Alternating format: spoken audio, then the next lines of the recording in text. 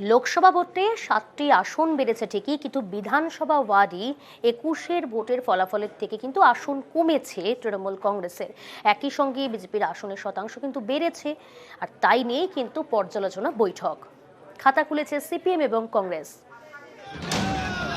তারা 90টি বিধানে, কংগ্রেস ছিল শূন্য। এবার তারা 11টি আসনে এগিয়ে। গত বিধানসভা ভোটে সিপিআইএমও ছিল শূন্য। এবার তারা একটি আসনে লিড পেয়েছে, মুর্শিদাবাদের রানীনগর। তৃণমূলের বক্তব্য, লোকসভা ভোট এবং বিধানসভা ভোটের মধ্যে অনেক তফাৎ, তাই লোকসভা ভোটের ফলের নিরিখে বিধানসভা আসন বিচার করে লাভ নেই। এবার উত্তরবঙ্গে ফুটেছে ঘাসফুল। কোচবিহার আসনটি বিজেপির থেকে ছিনিয়ে নিয়েছে তৃণমূল। বিধানসভা ওয়ারি ফল অনুযায়ী 7টির মধ্যে 4টি আসনে এগিয়ে তৃণমূল, 3টিতে বিজেপি। মালদায় এবার তৃণমূল শূন্য। 2টি লোকসভা আসনই জিতেছে বিরোধীরা, একটি বিজেপি আরেকটি কংগ্রেস। লোকসভা ভোটের বিধানসভা ওয়ারি ফল অনুযায়ী মালদা উত্তরে কংগ্রেস এগিয়ে 4টি আসনে, বিজেপি 3টিতে। মালদা দক্ষিণেও কংগ্রেস এগিয়ে 4টিতে, বিজেপি 3টিতে। মুর্শিদাবাদ জেলার 3টি লোকসভা আসন, 3টিতেই জিতেছে তৃণমূল। বহরমপুরে হেরে গিয়েছেন অধীর চৌধুরী। বহরমপুরের 7টি বিধানসভা আসনের মধ্যে 5টিতে এগিয়ে তৃণমূল, একটি করে আসনে এগিয়ে কংগ্রেস এবং বিজেপি। বহরমপুরে এগিয়ে কংগ্রেস, বড়োয়ায় এগিয়ে বিজেপি। পূর্ব মেদিনীপুরের 2টি লোকসভা কেন্দ্র, তমলুক এবং কাঁথি, 2টিতেই জিতেছে বিজেপি। এর মধ্যে তমলুকের 7টি বিধানসভা আসনেই এগিয়ে বিজেপি। কাঁথিতে শুধুমাত্র পটাশপুর আসনে এগিয়ে তৃণমূল, বাকি 6টিতে বিজেপি এগিয়ে। মতুয়া প্রভাবিত লোকসভা আসন রানাঘাট এবং বনগাঁ, 2টিতেই জিতেছে বিজেপি। রানাঘাটে 6টি বিধানসভা আসনে বিজেপি এগিয়ে, একটিতে এগিয়ে তৃণমূল। বনগাঁতেও 6টি আসনে এগিয়ে বিজেপি, তৃণমূল এগিয়ে একটিতে। কলকাতা উত্তর লোকসভা আসনটি এবারও জিতেছে তৃণমূল। এখানকার 7টি বিধানসভা আসনের মধ্যে 5টিতে এগিয়ে তৃণমূল। জোড়াসাঁকো এবং শ্যামপুকুর, এই 2টিতে এগিয়ে বিজেপি।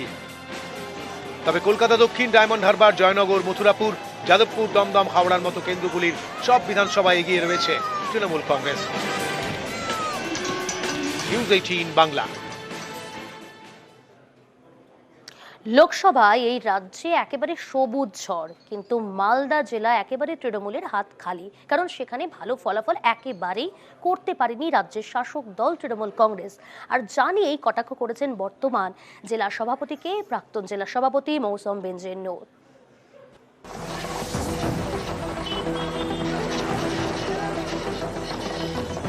মালদা 21-এর বিধানসভা ভোটে এই জেলায় ছিল তৃণমূলের দাপট। 12টি বিধানসভা আসনের মধ্যে 8টিতে জয়ী হয় তৃণমূল, বাকি 4টিতে বিজেপি। 21-এর রেজাল্ট আউটের পর মালদা জেলা সভাপতি বদল হয়। মৌসম বেনজির নূরের চেয়ারে বসেন আব্দুর রহিম বক্সি। তারপর পঞ্চায়েত ভোট হয়, জেলা পরিষদ পায় তৃণমূল। এবার লোকসভা ভোট। এই ভোটে মালদায় তৃণমূল একেবারে শূন্য, প্রায় 34,000।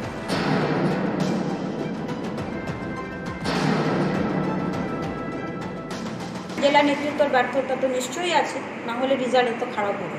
দল ওনাদেরকে দায়িত্ব দিয়েছে, ওনারা লিডারশিপ দিয়েছেন, মন্ত্রী করেছেন, বিধানসভায় ওনাদেরকে দায়িত্ব দেওয়া হয়েছে, ওনাদেরকে ডিস্ট্রিক্ট প্রেসিডেন্ট চেয়ারম্যান করা হয়েছে, তারপরেও এত রেজাল্ট খারাপ কেন নিজেদের বুথে? সেটা নিয়ে তো অবশ্যই দেখতে হবে বিষয়গুলো।